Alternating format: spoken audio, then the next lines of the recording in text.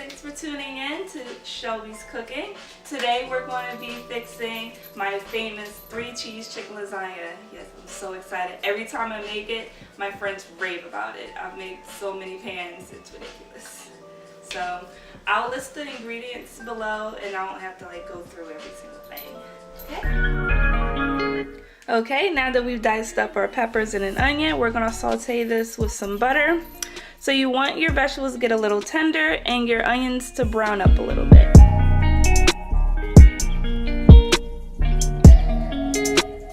Alrighty, so now is when we add the cream of chicken.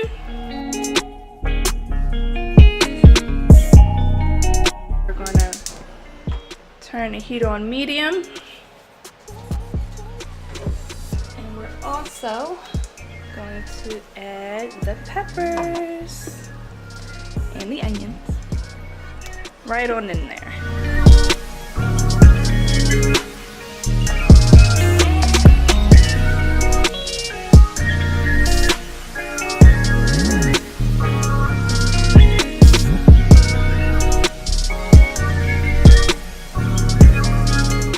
Now while this is heating up, we're going to add 1/4 cup of milk right on in there.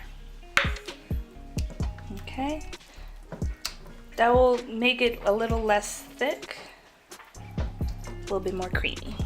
Okay,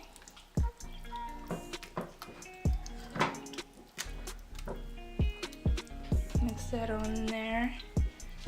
So also, this is optional. I have some basil leaves. If it's going to, here we go. Just a little bit. You don't really have to measure it, but just a little. There we go. I'm going to mix that on in there. Alrighty, and while that's still heating up, we're going to start the chicken. Okay, so we'll just put that on low and let that simmer for a little bit. Okay, now for the chicken, I added a tablespoon of olive oil. And now I'm going to add the ground chicken. I actually found the ground chicken to be a lot easier, a little less messy than the, having to cut up the chicken breasts and everything. This just makes it a lot easier. Okay, so while that's simmering a little bit, I get to add some garlic powder. Again, I don't really measure it. Pretty much can just eye it. And I got some onion powder. So for this meat that you're going to add to your lasagna, I recommend not adding salt to the meat because the canned soup already has enough sodium in it for you. So we're good to go.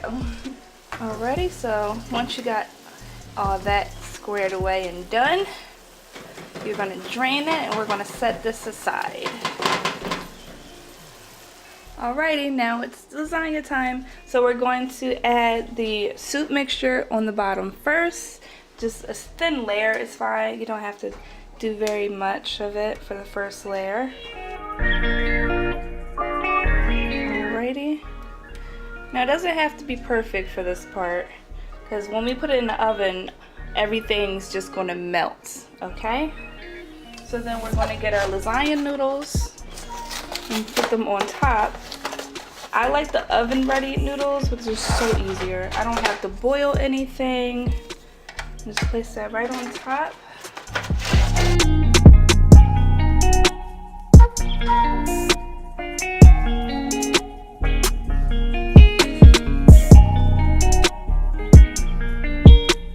Go. So this layer, so we'll do the ricotta cheese.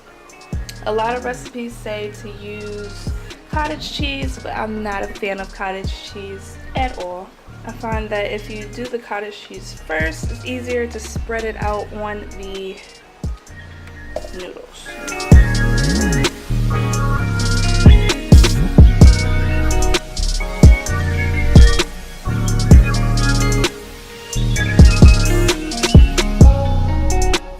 Then we're going to add some of our sprinkled cheese.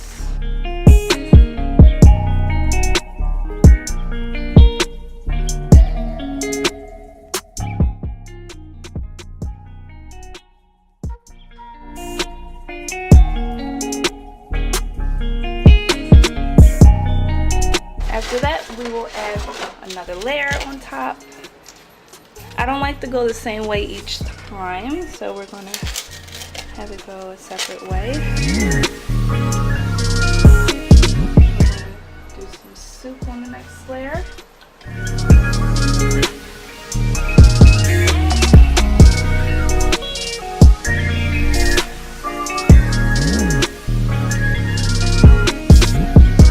Okay, we're gonna add some more cheese. So the same as we just did.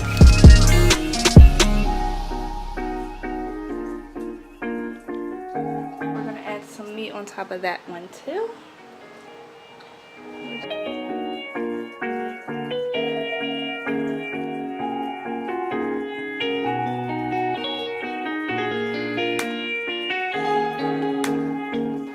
So after the meat, I just do one more layer.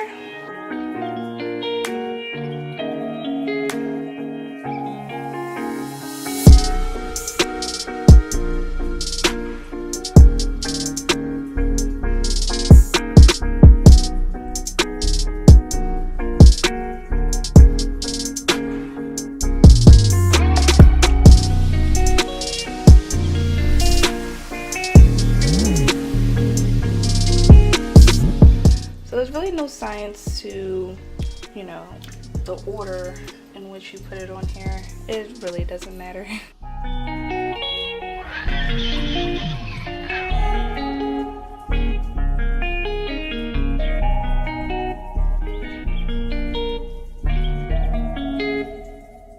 Okay, I think this is actually going to be our final layer.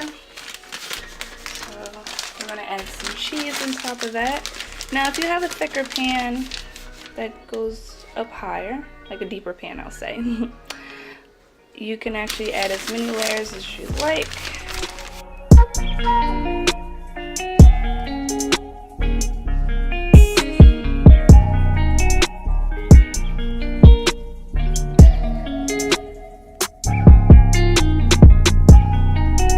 Alrighty. Now at the end, I do like to put a little bit of pepper right on there, just a little bit. Not a lot because you don't want it spicy or anything. Here we go. Alrighty, so now this is done. It goes straight to the oven. Alrighty guys, so our lasagna is in the oven. So now we're gonna wait about 25-30 minutes and we're gonna check up on it. And you'll know when it's done when you get a nice little golden layer right on top. Alrighty, now that it's done, we're gonna let it sit for about 15 minutes and then we'll cut it open.